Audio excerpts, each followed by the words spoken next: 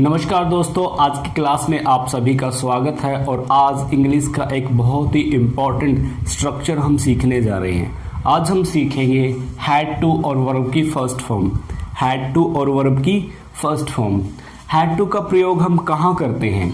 जब भी वाक्य के में ना था, नी थी, ने थे, करना पड़ा, करना पड़ता था, ऐसी सिचुएशन आ जाए।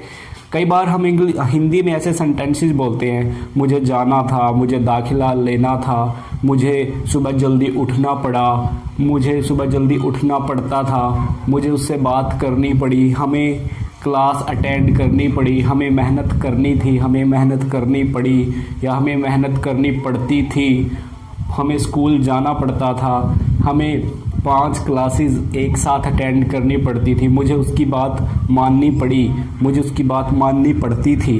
ऐसे वाक्य हम इंग्लिश में बोलते हैं, तो ऐसे वाक्यों के लिए हम यूज़ करते हैं हैड टू और वर्ब की फर्स्ट फॉर्म। हैड टू और वर्ब की फर्स्ट फॉर्म। साथ ही साथ इसका एक और बहुत ही इम्पॉर्टेंट रूल हम सीख लेते हैं। जब भी वाक्य नकारात्मक हो जाए, प्रश्नवाचक हो जाए, या प्रश्नवाचक नकारात्मक वाक्य हो जाए, तो हम हैड टू की जगह डिड प्लस हैव टू का प्रयोग करेंगे। डिड प्लस हैव टू का प्रयोग हम वहाँ पे करेंगे।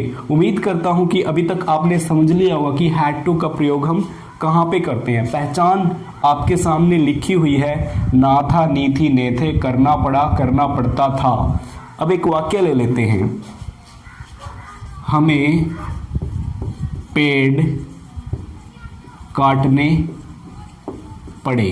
हमें पेड़ काटने पड़े। अब आप इसकी इंग्लिश बनाने की कोशिश कीजिए। हमें पेड़ काटने पड़े कहने का मतलब कोई काम हमें करना पड़ा।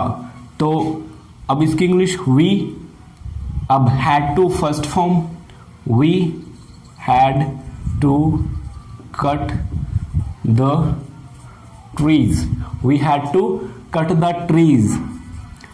हमें पेड़ नहीं काटने पड़े। हमें पेड़ नहीं काटने पड़े। अब नहीं के साथ वाक्य क्या बन गया अपना?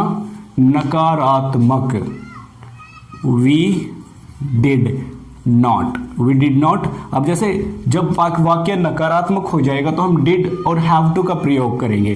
वी डिड नॉट, अब हैड की जगह यहां पे आ जाएगा have to cut the trees. We did not had to cut the trees.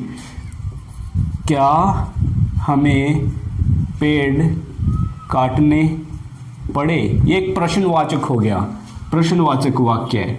जब भी प्रश्नवाचक वाक्य की बात होगी तो रूल आपके सामने है। Did we have to cut the trees. Did we have to cut the trees. तो एक एग्जाम्पल हमने देख लिया है कि किस तरीके से हम हैड टू का यूज सिंपल में, नेगेटिव में और इंटेरोगेटिव में कर सकते हैं। साथ ही साथ हमने ये भी सीख लिया है कि जब वाक्य के अंत में ना था, नी थी, ने थे, करना पड़ा, करना पड़ता था आदि आ जाए, तो हम ऐसी सिचुएशन में यूज करेंगे हैड टू और वर्ब की फर्स्ट फॉर्म। जैसे मुझे इंग्लिश सीखनी पड़ी। कोशिश कीजिए इस वाक्य को बनाने की। मुझे इंग्लिश सीखनी पड़ी। I had to learn English. तुम्हें इंग्लिश सीखनी पड़ी। You had to learn English. मुझे समझौता करना पड़ा। मुझे समझौता करना पड़ा। समझौते को बोल देंगे कॉम्प्रोमाइज। समझौता करना। मुझे समझौता करना पड़ा। I had to compromise. मुझे समझौता नहीं करना पड़ा। I did not have to compromise. मुझे आपको पढ़ाना पड़ता था। I had to teach you. तुम्हें सीखना पड़ा। You had to learn. मुझे जाना था। I had to go. तुम्हें जाना था। You had to go. उसे जाना था। He had to go. उन्हें जाना था। They had to go. उन्हें दिल्ली जाना था। They had to go to Delhi. मुझे दिल्ली जाना था। I had to go to Delhi. मुझे तुमसे बात करनी थी। मुझे तुमसे बात करनी थी। I had to talk with you. मुझे उसे सब सिखाना था। मुझे उसे एक सबक सिखाना था। सबक सिखाना। Teach a lesson. Teach a lesson का मतलब होता है सबक सिखाना। I had to teach him a lesson. मुझे कुछ खरीदारी करनी थी। I had to do some shoppings. मुझे खर्चे कम करने थे। मुझे खर्चे कम करने थे। कम करना रिड्यूस, रिड्यूस और एक्सपेंसेस। एक्सपेंसेस हो गई खर्चे। I had to reduce the expenses. तुम्हें खर्चे कम करने थे। You had to reduce the expenses. मुझे उसे पूछना पड़ा। I had to ask him. तुम्हें बताना था। You had to tell. तुम्हें आना था। You had to come. तुम्हें जाना था। You had to go. तुम्हें सोचना था। You had to think. तुम्हें सुनना था। You had to listen. मुझे सुनना था। I had to listen. मुझे सुनना पड़ता था। मुझे सुनना पड़ता था, कोई काम करना पड़ता था। I had to listen. चलिए इस स्ट्रक्चर को थोड़ा और अच्छे ढंग से हम आगे सीखते हैं।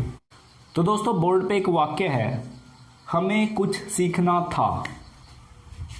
हमें कुछ सीखना पड़ा।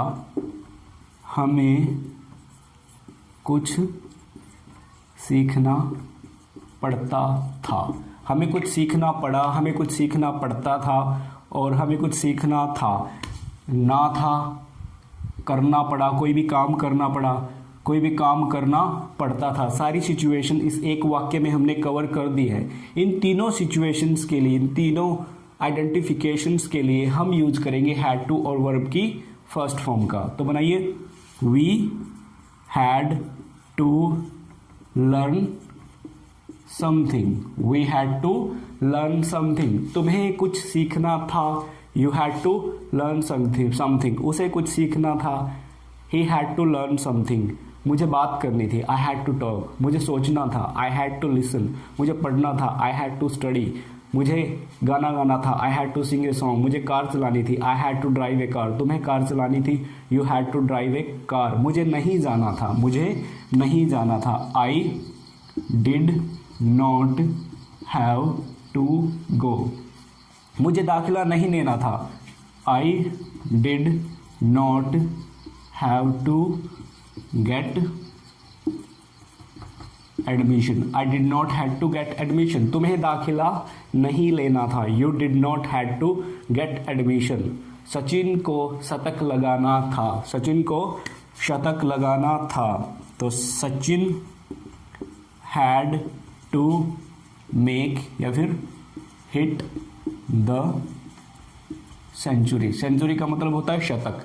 Sachin had to make a century. Sachin had to hit the century. तो दोस्तों इस तरीके से इस हैड टू का यूज अपनी डेली लाइफ में कर सकते हैं। पिछले वीडियो में मैंने हैव टू और हैज टू को कवर किया, जिसको हम प्रेजेंट सिचुएशन में यूज करते हैं, और हैड टू का यूज हम करते हैं पास्ट की सिचुएशंस में।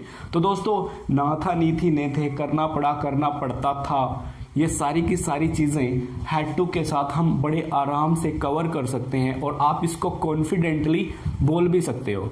कॉन्फिडेंटली बोलने के लिए आपको प्रैक्टिस करनी होगी, इस चीज़ को समझना होगा।